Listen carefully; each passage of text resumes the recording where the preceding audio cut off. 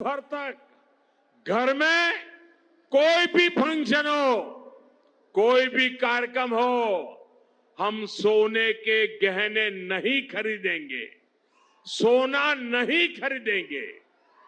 दोस्तों, क्या सच में भारत पर कोई बड़ा संकट आने वाला है, जहां भारतवासी इस उम्मीद में हैं कि अब सब कुछ ठीक हो गया है? क्या ये सोचना गलत है?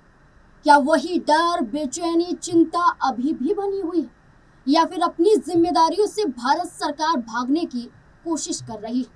क्या भारत सरकार स्थिति संभालने के लिए कुछ भी नहीं कर पा रही है? आप सोच रहे होंगे कि ऐसा क्यों कहा जा रहा है, या आपको डराया क्यों जा रहा है। तो साथियों, ऐसा हम नहीं बल्कि देश के प्रधानमंत्री नरेंद्र मोदी ने खुद कहा है, जिस पर राहुल गांधी ने जोरदार हमला भी बोला है। ऐसा क्या हुआ है, चलिए जानते हैं।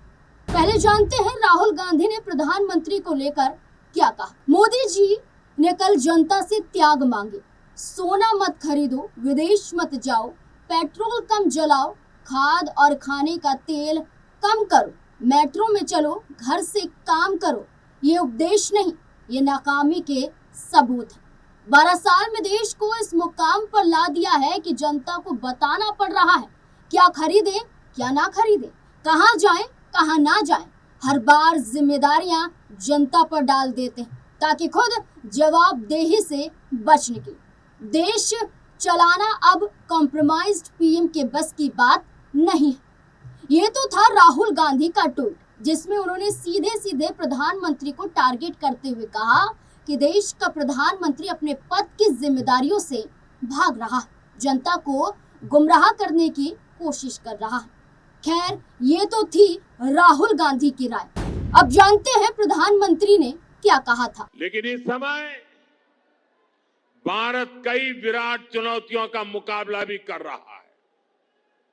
साथियों, कोरोना काल के दौरान ही दुनिया सप्लाई चेन के बहुत बड़े संकट से गिर गई थी।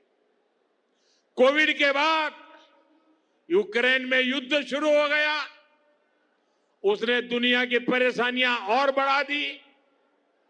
फूड, फ्यूल, फर्टिलाइजर, इन तीनों चीजों पर गंभीर प्रभाव पड़ा। बीते 5-6 वर्षों में इस संकट से निपटने के लिए हमारी सरकार निरंतर प्रयास कर रही है। आपको याद होगा, उस समय और आज भी फर्टिलाइजर की एक एक बोरी दुनिया में 3-3 हजार रुपये में बिक रही थी। एक बोरी का 3,000 रुपया। कितना? आप बताएंगे एक बोरी का कितना?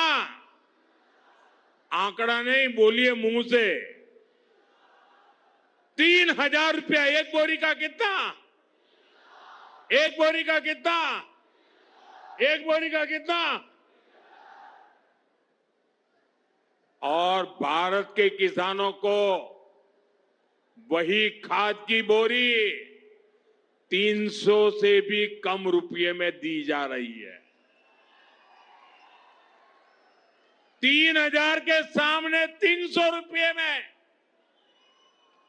सप्लाई चेन की इन मुश्किलों के बीच पिछले 2 महीने से हमारे पड़ोस में ही इतना बड़ा युद्ध चल रहा है। इसका असर पूरी दुनिया पर पड़ा है और भारत पर तो और भी गंभीर असर हुआ है। साथियों, भारत के पास बड़े बड़े तेल के कुएं नहीं है। हमें अपनी जरूरत का पेट्रोल, डीजल, गैस, ये सब बहुत बड़ी मात्रा में दुनिया के दूसरे देशों से, बाहर से मंगाना पड़ता है। युद्ध की वजह से पूरी दुनिया में पेट्रोल, डीजल, गैस और फर्टिलाइजर के दाम बहुत अधिक बढ़ चुके हैं, आसमान को भी पार कर गए। अड़ोस पड़ोस में देशों में क्या हाल है, वो तो अखबारों में आता है। भारत सरकार इस युद्ध के पिछले 2 महीनों से देशवासियों को इस संकट से बचाने के लिए लगातार प्रयास कर रही है। नागरिकों पर बोझ न पड़े, इसके लिए सरकार सारा बोझ सरकार खुद अपने कंधे पर उठा रही है। लेकिन साथियों, जब सप्लाई चेन पर संकट लगातार बना रहे तो हम कितने भी उपाय कर लें, मुश्किलें बढ़ती ही जाती है। इसलिए अब देश को सर्वोपरि रखते हुए, मां भारती को सर्वोपरि रखते हुए हमें एकजुट होकर के लड़ना होगा। हमें याद रखना है, देश के लिए मरना ही सिर्फ देशभक्ति नहीं होती है। देश के लिए जीना और देश के प्रति अपने कर्तव्यों को निभाना, वो भी देशभक्ति होती है।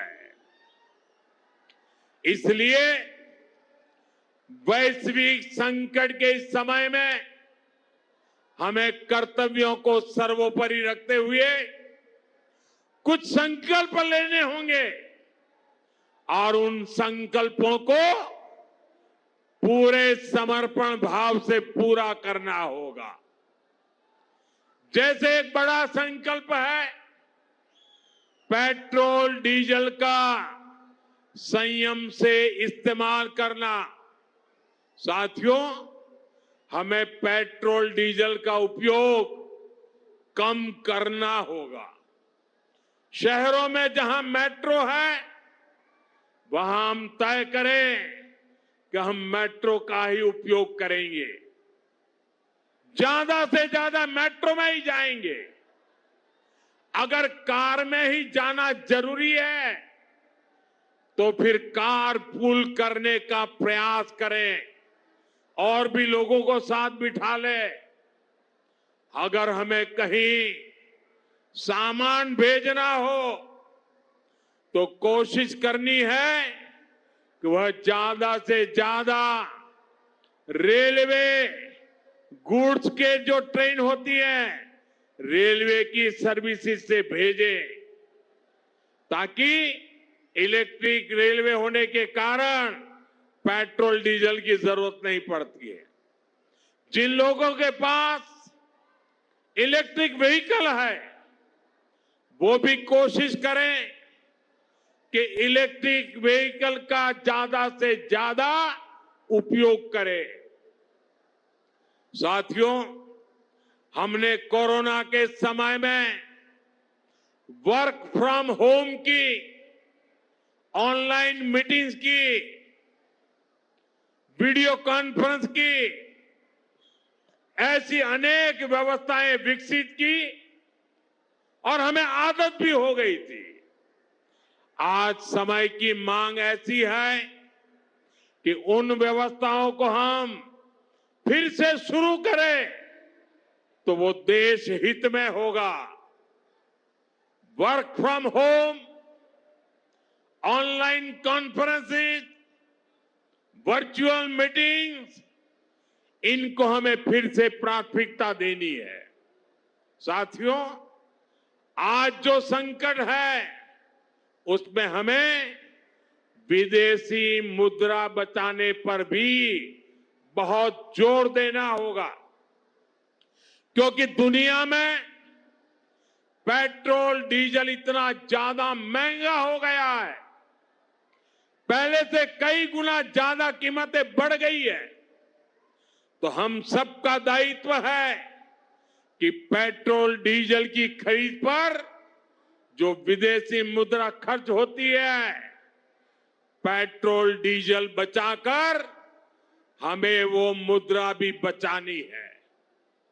इसके लिए हमारे छोटे छोटे प्रयास भी देश की बहुत मदद कर सकते हैं।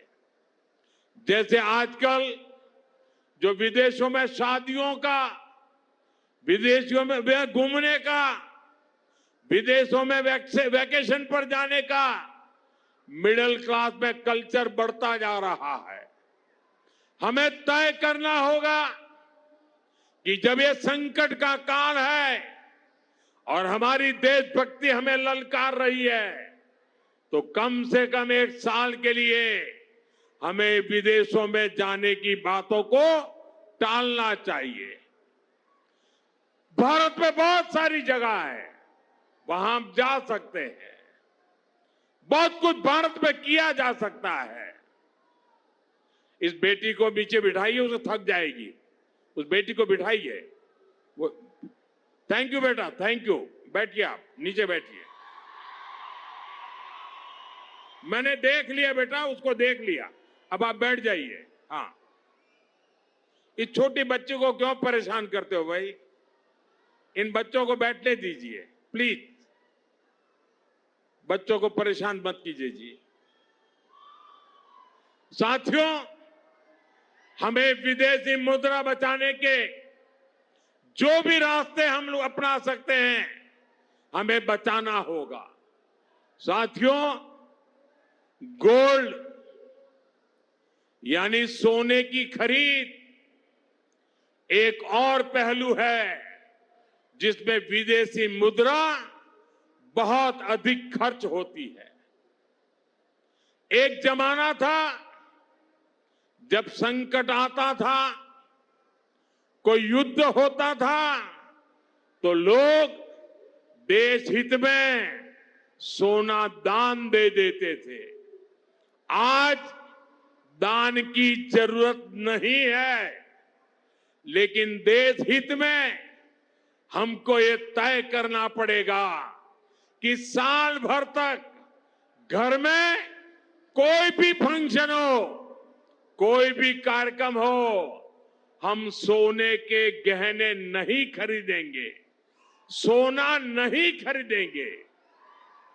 विदेशी मुद्रा बचाने के लिए हमारी देशभक्ति हमें चुनौती दे रही है और हमें इस चुनौती को स्वीकार करते हुए विदेशी मुद्रा को बचाना होगा। साथियों, ये समय एक और बड़े सबक का भी है। एक समय था जब हम कॉपर एक्सपोर्ट करते थे, लेकिन आज भारत के सामने स्थिति ऐसी बन गई कि अब हमें कॉपर को भी इंपोर्ट करना पड़ता है। हमारे देश में हड़तालें करवाकर कॉपर प्लांट्स को ठप करवा दिया गया और अब हालत ये हो गई कि हमें कॉपर बाहर से मंगाना पड़ता है और उसमें विदेशी मुद्रा खर्च होती है। इसलिए मैं ऐसे सभी श्रमिक समूह मजदूर संगठनों से भी कहूंगा कि हमें ऐसी बातों का जरूर ध्यान रखना चाहिए। भारत को आत्मनिर्भर बनने से जो भी कदम रोकते हैं, उनमें हमें दूरी बनानी होगी। और जो लोग ऐसी साजिशों में जुटे हैं, उन पर भी कड़ी नजर रखनी होगी।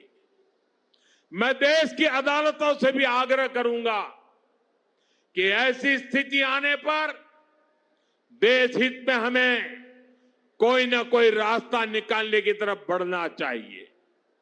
साथियों, ऐसे ही खाने के तेल का भी है। इसके आयात के लिए भी बहुत बड़ी मात्रा में हमें विदेशी मुद्रा खर्च करनी पड़ती है। हर परिवार अगर खाने के तेल में खाने का तेल का जो उपयोग करता है, अगर वो कुछ कमी करे, मैंने बार बार कहा है 10% कम करो। अगर हम तेल खाना कम करें ना, तो भी वो देशभक्ति का बहुत बड़ा काम है। आप देश सेवा में योगदान दे सकते हैं और इससे देश सेवा भी होगी और देह सेवा भी होगी। इससे देश के खजाने का स्वास्थ्य भी सुधरेगा और परिवार के हर सदस्य का स्वास्थ्य भी अच्छा रहेगा। साथियों, विदेशी मुद्रा की खपत वाला एक और सेक्टर हमारी खेती है। हम बहुत बड़ी मात्रा में बाहर से केमिकल फर्टिलाइजर इंपोर्ट करते हैं। केमिकल फर्टिलाइजर खेती के कारण हमारी धरती मां को बहुत पीड़ा हो रही है। हमारे खेत बर्बाद हो रहे हैं।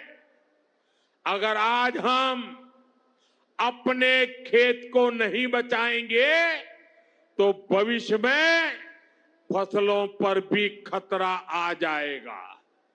इसलिए बहुत जरूरी है कि हम केमिकल फर्टिलाइजर की खपत 25%, 30%, 40%, 50% उसको घटाए, आधी कर दें और हम उसके साथ साथ नेचुरल फार्मिंग की तरफ बढ़े।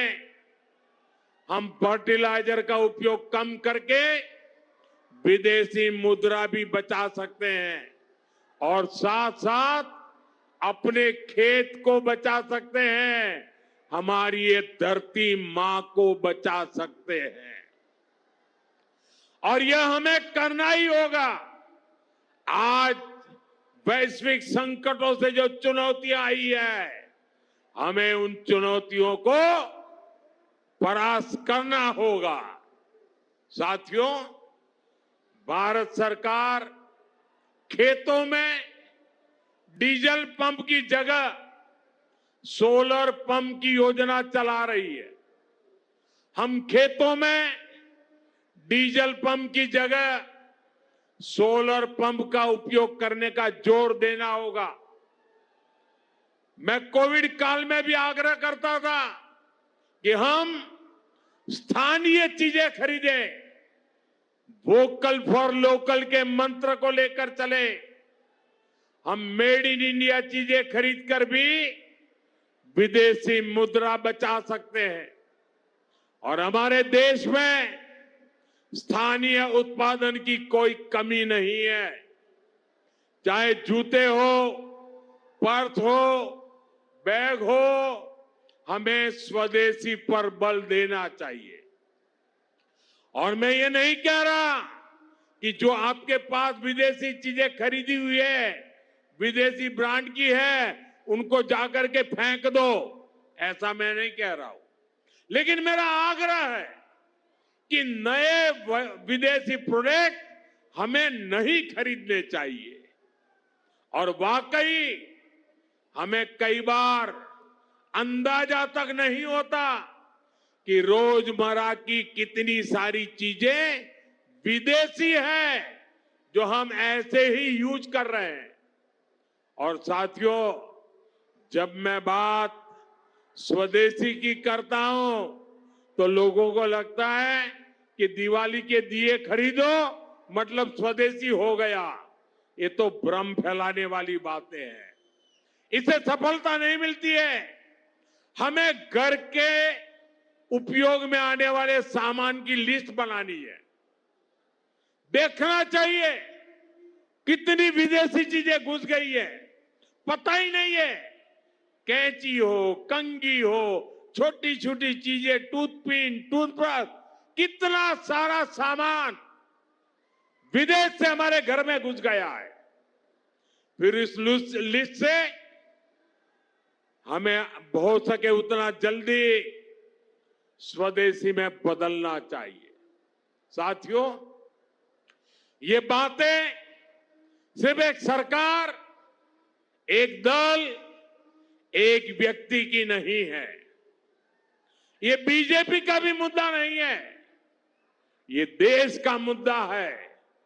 और इसके लिए हर नागरिक, हर राजनीतिक दल, हर सरकार हर समाज, हर संगठन को संकल्पबद्ध होगा। मैं मीडिया के साथियों से भी देश हित में आगे आने के लिए आग्रह। दरअसल प्रधानमंत्री हैदराबाद में जनसभा को संबोधित कर रहे थे, जब जनसभा में पीएम मोदी ने जनता को सतर्क रहने की अपील की, संयमित रहने की अपील की, जरूरतों के हिसाब से फिलहाल जीवन बिताने की हिदायत दी।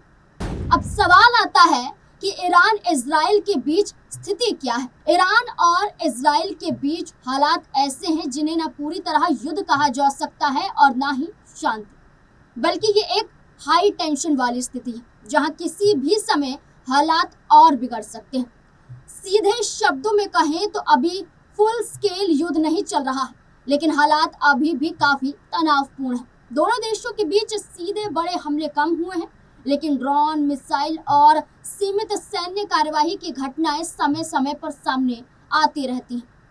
इससे ये साफ है कि संघर्ष पूरी तरह खत्म नहीं हुआ है। अभी अंतर्राष्ट्रीय स्तर पर बातचीत और दबाव के जरिए हालातों को नियंत्रित करने की कोशिश हो रही है। कई देश चाहते हैं कि ये टकराव बड़े युद्ध में ना बदले, हालांकि अभी तक कोई स्थायी समाधान सामने नहीं आया है। भारत जैसे देश के लिए ये स्थिति काफी महत्वपूर्ण है, क्योंकि भारत अपनी बड़ी ऊर्जा जरूरतों मध्य पूर्व से पूरी करता है, जिसमें सोना, चांदी, तेल, पेट्रोल, डीजल सब जुड़ जाता है, जिससे भारत संकट से जूझ सकता है और जूझ भी रहा है।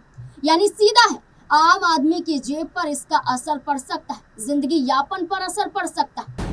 जनता विपक्ष की राय, विपक्ष का और खास तौर पर आम जनता का मानना है कि इसमें भाषण से ज्यादा कदम उठाने की जरूरत है। सिर्फ बातों से नहीं बल्कि ठोस कदम उठाने से रास्ते निकलते हैं। माना जा रहा है कि सरकार को तुरंत संसद सत्र बुलाना चाहिए, तमाम पार्टियों को एकजुट करना चाहिए। यहाँ पर आरोप प्रत्यारोप का सिलसिला बनता ही नहीं, बल्कि सदन में सबको साथ आना चाहिए और संसद में सबको मिलकर इस मुश्किल का हल निकालना चाहिए।